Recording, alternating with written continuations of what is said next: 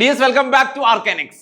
മകളെ solution first ചാപ്റ്ററിലെ മുഴുവൻ 1 mark ക്വസ്റ്റ്യനും വളരെ കുറഞ്ഞ സമയത്തിനുള്ളിൽ നമ്മൾ കംപ്ലീറ്റ് ചെയ്യാൻ പോവാണ്. ആദ്യത്തെ ക്വസ്റ്റ്യനിലേക്ക് കടക്കാം.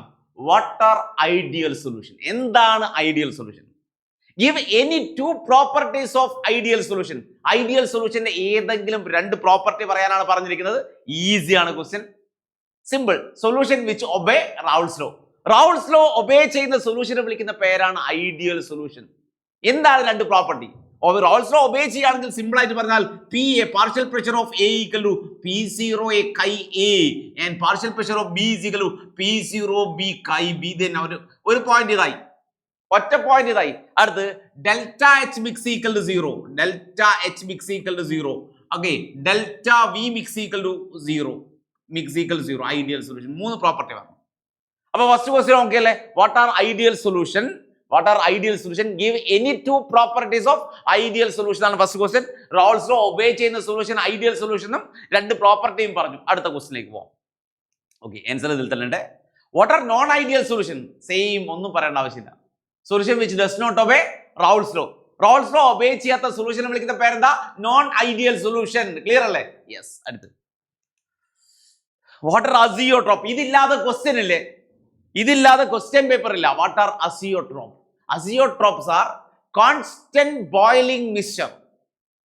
Component cannot be separated by distillation. ഒന്നുമില്ല, എയും ബിയും മിക്സ് ചെയ്ത് ഒരു സൊല്യൂഷൻ ഉണ്ടാക്കി നമ്മൾ ചൂടാക്കിയിട്ട് അതിന് ഒരിക്കലും എന്ത് ചെയ്യാൻ പറ്റില്ല? സെപ്പറേറ്റ് ചെയ്യാൻ പറ്റില്ല. വേപ്പറൈസേഷൻ വഴി സെപ്പറേറ്റ് ചെയ്യാൻ പറ്റില്ല. അത്തരം സൊല്യൂഷനെ വിളിക്കുന്ന പേരാണ് അസിയോട്രോപ്സ്. അത്തരം കോമ്പോസിഷനെ വിളിക്കുന്ന പേരെന്താ? Azeotropes. Constant boiling mixtures, components cannot be separated by distillation. Yes. അടുത്ത question. what is osmotic pressure? എന്താണ് osmotic pressure? It is the minimum excess pressure that applied on the liquid surface to prevent osmosis. ഒന്നുമില്ല. Osmosis prevent ചെയ്യാൻ നമ്മൾ liquid സർഫസിൽ apply ചെയ്യേണ്ട minimum പ്രഷറിനെ വിളിക്കുന്ന പേരെന്താ? Osmotic pressure എന്ന് പറഞ്ഞേ. It is the minimum excess pressure that applied on the liquid surface to prevent osmosis. Osmosis prevent ചെയ്യാൻ ലിക്വിഡ് സർഫസിൽ അപ്ലൈ ചെയ്യേണ്ട മിനിമം പ്രഷർ. യെസ്. അടുത്ത ക്വസ്റ്റ്യൻ. പോളിമേഴ്സിന്റെയും പ്രോട്ടീൻസിന്റെ ഒക്കെ മോളാർ മാസ് കാൽക്കുലേറ്റ് ചെയ്യാൻ ഏറ്റവും നല്ല മെത്തേഡ് ഓസ്മോട്ടിക് പ്രഷർ ആണ്. എന്തുകൊണ്ട് എന്നുള്ളതാണ്. polymers and proteins, the molar mass of, to determine the molecular mass of polymers and proteins, osmotic pressure is preferred. Osmotic pressure ആണ് പ്രിഫർ ചെയ്യുക.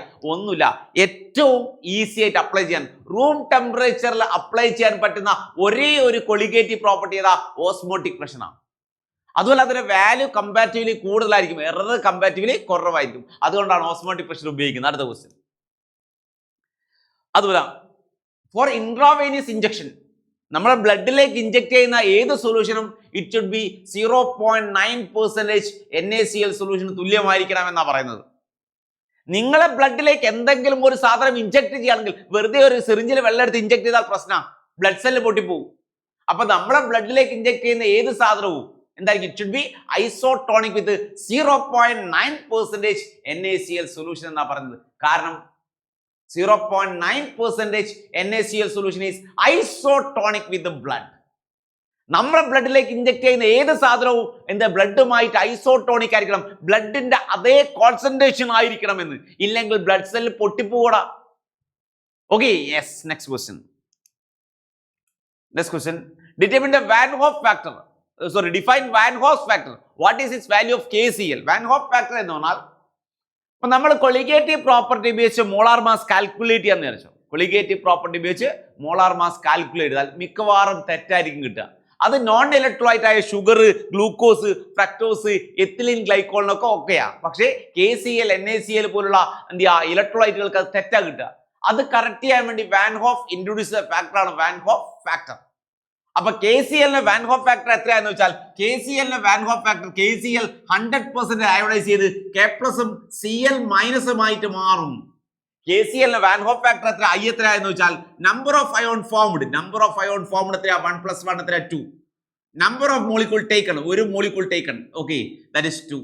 അപ്പൊ വാൻ ഹോഫ് ഫാക്ടർ കാൽക്കുലേറ്റ് ചെയ്യാനുള്ള ഇക്വേഷൻ ആണ് number of ions formed divide by number of molecule taken. Ready അല്ലേ? Yes.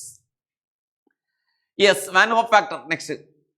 Okay, അപ്പോൾ solution എന്ന ചാപ്റ്ററിലെ മിക്കവാറും എല്ലാ ക്വസ്റ്റ്യൻസ് നമ്മൾ 1 മാർക്ക് ക്വസ്റ്റ്യൻ നോക്കിക്കഴിഞ്ഞു. ക്ലിയർ. അടുത്ത് ഇലക്ട്രോ കെമിസ്ട്രി. നെക്സ്റ്റ് എന്ത് ചെയ്യുക വീഡിയോ നമുക്ക് ഇലക്ട്രോ കെമിസ്ട്രിയുടെ കംപ്ലീറ്റ് 1 മാർക്ക് ക്വസ്റ്റ്യൻ നമ്മൾ ഡിസ്കസ് ചെയ്യും. ഓക്കെ, അപ്പോൾ ബൈ.